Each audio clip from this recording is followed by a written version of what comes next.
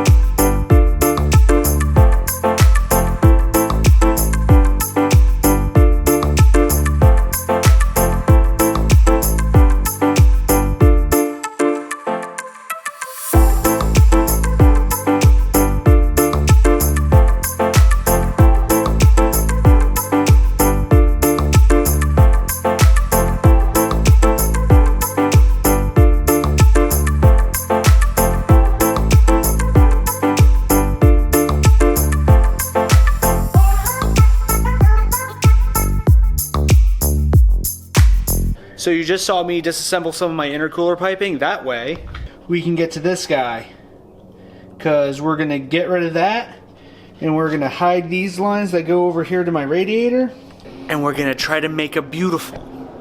Let me show you what we got. So this is the expansion tank that Mishimoto makes that replaces that unit.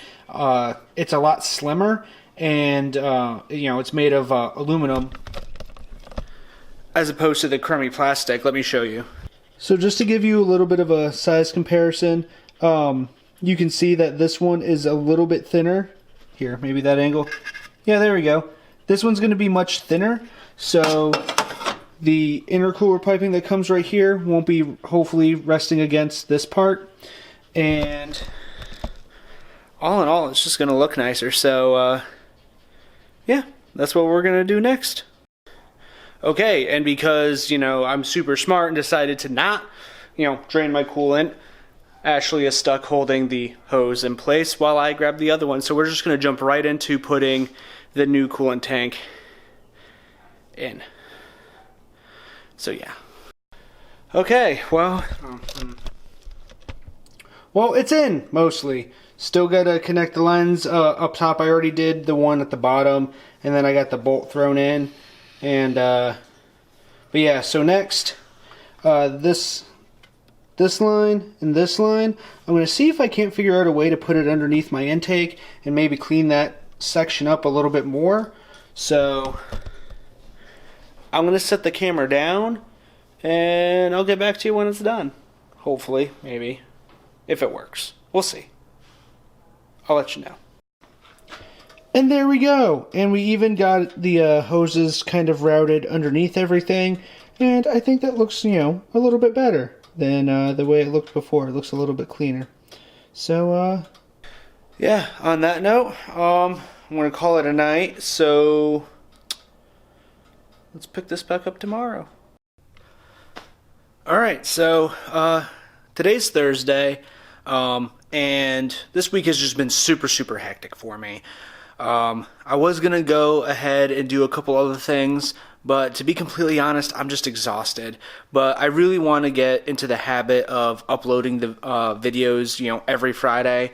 And I was thinking about doing, a couple, small things, but, it's, I'm honestly just not feeling it.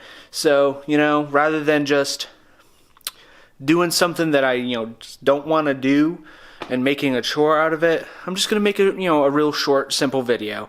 But I mean, I'm still super happy with the way this turned out, and I think it's a start to something really, really good. So the next video that you guys will see, because I have the parts already in, is we're going to work on deleting the secondary air pump. And then part of that process involves, I think I'm going to remove the downpipe, in order to get like better access, because part of that whole secondary air pump system does end up right underneath the turbo there.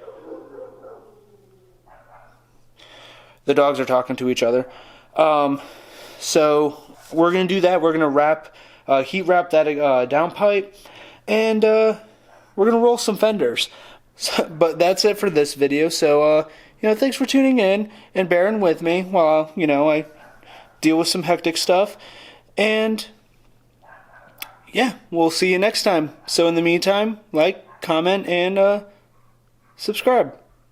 See ya.